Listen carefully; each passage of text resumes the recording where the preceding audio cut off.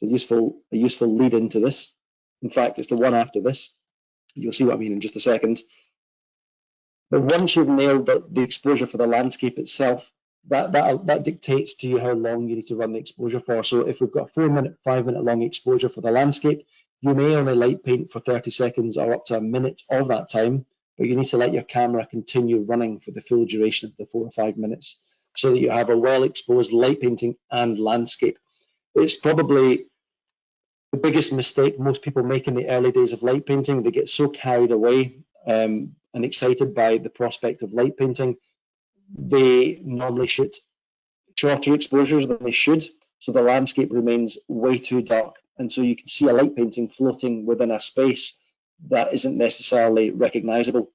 And so I always, from the very early days when I started light painting, kind of took on this rule where before I started light painting, I would expose first and foremost to the landscape.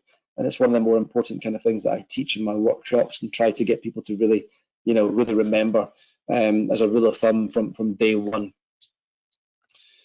Right, should we crack on with image number 2? Yeah, there's a couple of things come through. Sure. One, a guy's got a yo-yo that lights up. Any advice? That's quite a nice idea, I think, especially if you're a child. That is a nice idea. See how performing yo-yo tricks in the dark looks.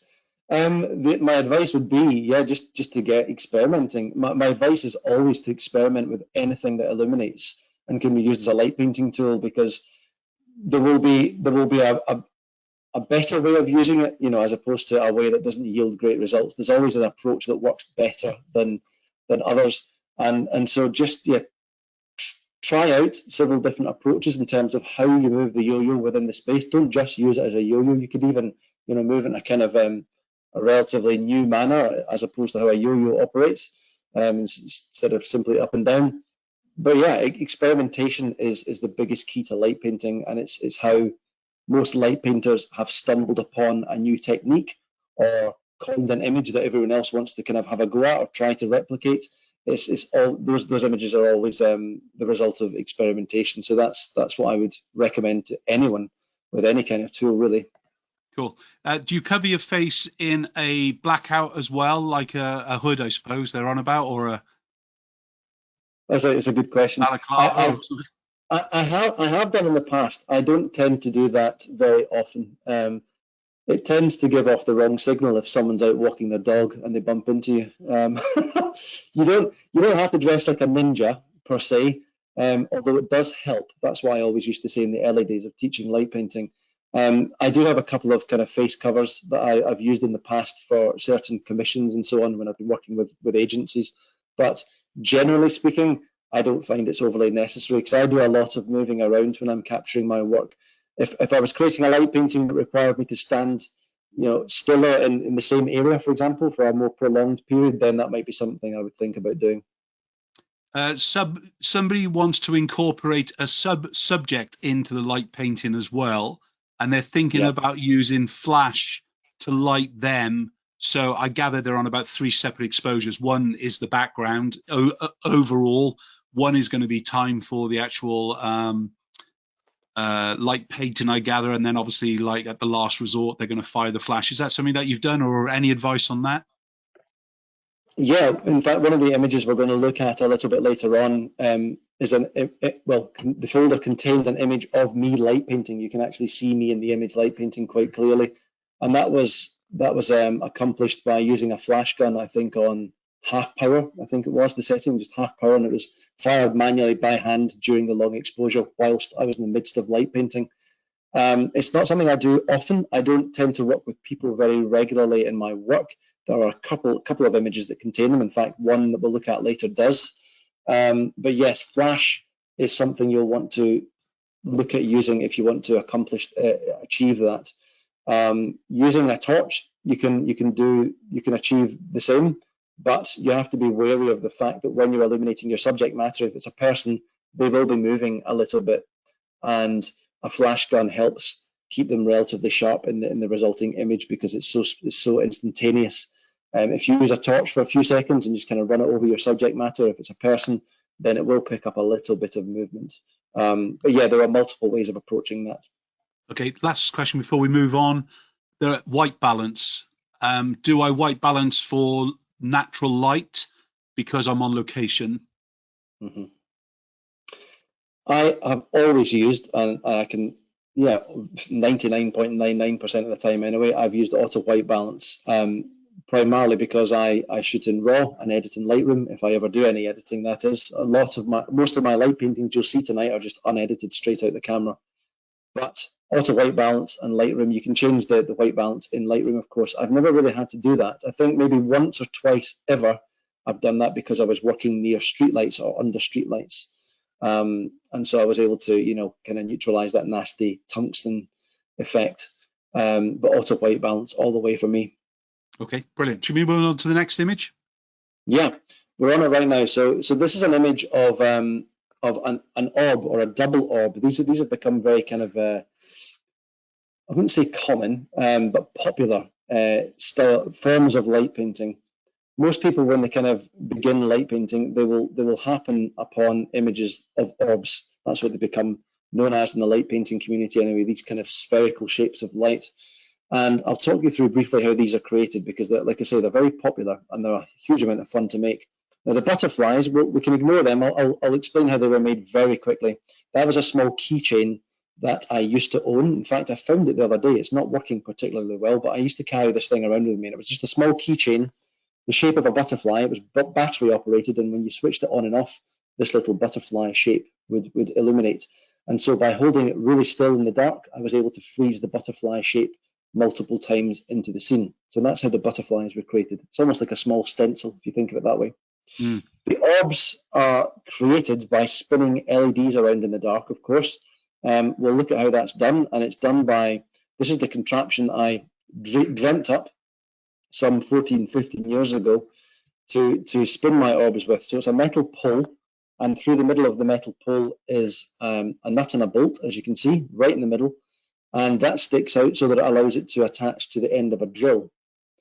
And once it's attached firmly to the drill, if you pull the trigger on the drill, it will start to spin the pole, which of course, as you can see in the top left, has a small finger LEDs taped to the ends of it.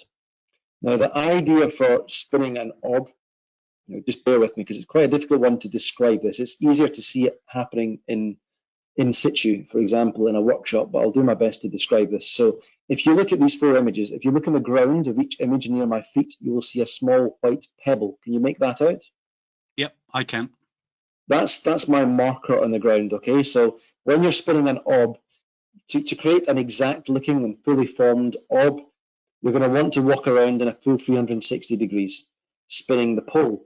And you must keep the pole both perpendicular, so it has to be virtually, right angle to the ground, and you have to hit that little marker on the floor every revolution that the lights spin.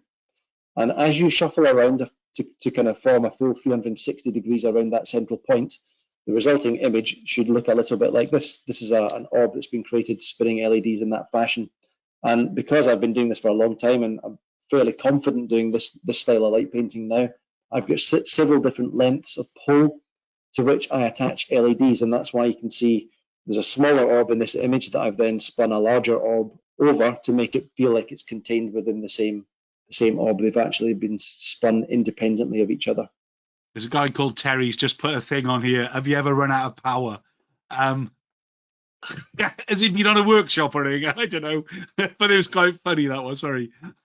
Run out of power. You mean my drill or my tools? And the drill, I think he means. Yeah. Yeah, I think anything that can go wrong when you're light painting has probably happened to me at some stage. I've been doing it that long. Yes, my drill's given up. Thankfully, not during a workshop. That would be horribly embarrassing. But yeah, I've been out in location before. I've driven some distance to get to the location, only to find out that the tripod fitting that's normally attached to the base of my camera isn't in my bag, which spells game over. So yeah, anything like that has happened to me in the early days, pretty much. I'm pretty good now at. I've got a little mental checklist that I run through before I head out, and it's something that my ebook kind of forces down people's throats a little bit as well. There's a couple of kind of check sheets in there that kind of take you through what you must remember before you head out. Otherwise, yeah, it can be a waste of time. We'll send some links to your ebook, and we'll look at it later on as well, shall we? before Okay, we yeah, finish that'd be tying great. things around. Yeah, we'll do that I'll later. try and mention it at the end, Mark, as well. I Yeah, think my final folder has a couple of pictures in it that kind of reference it. But great. for anyone that's interested, we'll come to that at the very end. Good. Question on that last image: how did you hide yourself because of the rotation and the light? So because I'm walking around, in a circular motion, the whole duration of the exposure, or certainly the light painting, I'm constantly moving, so the camera's just never able to pick me up. I'm walking around in a circle around the edge of that central point, and I think it takes me around, let's say the exposure length, let's just think back to the example I gave earlier. Let's say your total exposure length is 5 minutes. It takes me roughly 30 seconds to spin an orb. So I'll only be making the light painting for 30 seconds of the total of the 5 minute long exposure. But something interesting about the method with which I use to spin orbs is, because the LEDs are attached to the end of the pole and they've got little switches on them, it's not very practical. The person I have with me when I'm light painting, I ask them to cover my camera lens when I need to exit the shot. Otherwise, you would see the lights trailing out the side of the camera. Yeah. So I shout over to the person that's assisting me cover. They normally use a black piece of card to cover my camera lens, and I will run out the shot so that the orbs are left behind fully formed and you don't see this nasty light trailing out the edge. I hope that makes sense. Yep, there's another question, I'm not sure if it's the right time to ask it or not, about stacking images or multiple exposure. Never personally. Something you'll find in the light painting community, which is growing by the day. People are very proud of what can be accomplished during a single long exposure. There's a real kind of quite an aggressive attitude towards people posting images in light painting forums that are stacked or somehow manipulated or photoshopped without stating clearly that they have been, because light painting is an art form that is, generally speaking, accomplished through the magic of a single long exposure and what the artist can accomplish during that single long exposure. That's where people normally what people pride themselves on in terms of the creativity aspect of this kind of creative outlet. So it's a really interesting question, and partly the answer partly depends on what your attitude is towards editing and how significantly you generally speaking edit your images anyway. I'm a bit of a purist in that I've never needed to or wanted to edit my work. I'll sometimes do some very basic editing in Lightroom in terms of maybe just tweak the saturation levels or straighten the horizon, small things like that, or maybe slightly recrop the image. But in terms of the light painting itself, that's all added in real time during the exposures. Last question before we go on. How many different exposures would you make to get the shot? I think what they mean by that, during the night or during the session, how many times would you shoot the same image? Or at least that's what I've changed the question to. No, that's a great question, because of course, and I always try to point this out during my presentations, all of the images I'm going to be showing you tonight, they took some effort to arrive at. For example, if I go out on a light painting night kind of shoot and have I'll normally have a concept in mind of what I'm trying to achieve. I may shoot the same image 10 to 20 times before I have the one image that I feel most content with. I would say up to about 20 times. Sometimes you'll nail it it's the strangest thing. Sometimes when I'm light painting, more often than not, the first shot is the strongest or the last one, and everything that comes in between is a bit of a mess. But yeah, I capture a lot of shots that don't make the cut. But I guess that's the beauty of digital photography, and I think this is why light painting has become so much more popular over the last decade or two. The dawn of digital photography has made it so much more accessible and practical, because you can see the images in real time, flashing up in the back of your camera, so you know what to adjust for the next attempt. And trust me, yes, there'll be many attempts in the early days, although sometimes you'll be pleasantly surprised. Sometimes the best results come from complete experimentation and unexpected results. It's a lot of happy mistakes along the way with this style of photography. Excellent. Next image. Okay, we'll arrive at that shortly. I'm just going to, again, just a couple of images that relate to the image we're going to get to. This is a kind of foreshortened tutorial, let's call it that. So here we are on the banks of Loch Lomond. There's this lovely little bay called Millerrocky Bay near a village called Balmaha. Beautiful little spot, and it's got this lone tree that sits on the banks. It's probably the most photographed tree in Britain, if not Scotland. This is the tool that I was using for this particular light painting shoot. Some of you will be tilting your heads to look at this. I think this happens in my presentations. It's a lightsaber device. It's an acrylic rod that attaches to a base that's full of batteries. And when you switch it on, it kind of gently cycles through 7 different colors. And you can create these beautiful kind of ribbon designs in the dark when using it. And at the beginning of my light painting shoots, as I mentioned, I don't just get started light painting immediately. I'll always run a few test shots. And for example, here is a very short test shot, maybe 3 or 4 seconds long. I'm just making sure my gear is behaving itself, which I always like to do first and foremost. Make sure my cable release is working, etc. And this is this next image represents that kind of rule that I was talking about a little bit earlier, a short while ago. Exposing for the landscape itself. This is the next thing I do. So I've set my focal point. I'll do that by using a torch to illuminate my subject matter in the dark. So as we're looking at that tree, just think of yourself as the tripod. You've got the camera on top of you. You're looking at that tree. I am shining a torch over the top of my camera to illuminate the tree and using autofocus to fix the focal point on the subject matter, which is the tree. Once my camera's happy and focused to the tree, I will switch it back to manual focus. That means your focal point is locked onto that plane within the image and will not shift unless you make it shift. So setting the focus in the dark is relatively straightforward if you use a nice powerful torch to illuminate your subject matter with. Then the next important lesson is, as I described earlier, exposing for the landscape. So here we are, f5, thereabouts, f5, f5.6, ISO 200, I remember for this particular shot. And I wanted to get the tree nice and central. And my idea for this particular shoot, because I think I shot it for a digital photography magazine, they wanted me to kind of do a stage-by-stage description of the process, which is quite handy for nights like this. And my idea was to create or fill the foreground with neon ribbons of light kind of dancing across the foreground, the beach area. And so the only difference between this shot and the next is that I've walked into the scene, and using that lightsaber device, I've gently moved it up and down in a repeated kind of wave-like fashion, and then come back and repeated that several times over, 5 or 6 times. 5-minute long shot, f5 thereabouts, ISO 200, and this is the resulting image. As you can see, it was quite a cloudy evening. The moonlight was quite powerful. That's why you can see this kind of, you can feel there's light, ambient lights going on, but it was very kind of diffused because of the cloud cover. It's amazing. Any questions on this one? No, sorry, I was looking at the image. It's really, really great. That is.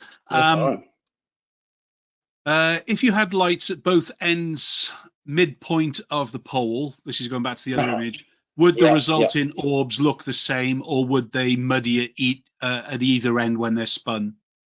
Yeah, it's a good question. I think I get asked this every presentation when I speak about orbs, because it's great to hear people are switched on and thinking about that, because it's a great logical question to ask. If I were to fix the finger LEDs to the midpoint of the pole, you would think that by doing so it would create a central orb shape within the orb automatically just from one spin. But what tends to happen, when I showed you that image of the orb pole, could you see the lights were sticking out the end of the pole? So the lights are always visible to the camera. Every revolution, every single spin, the light is visible to the camera. If you put lights on the middle section of the pole itself obscures those lights at different points of the spin. And because of that, it doesn't create the cleanest looking orb in the middle. So to accomplish the cleanest and brightest orb within an orb, I tend to prefer spinning 2 separate orbs, one using a shorter pole and one using a longer pole. Brilliant.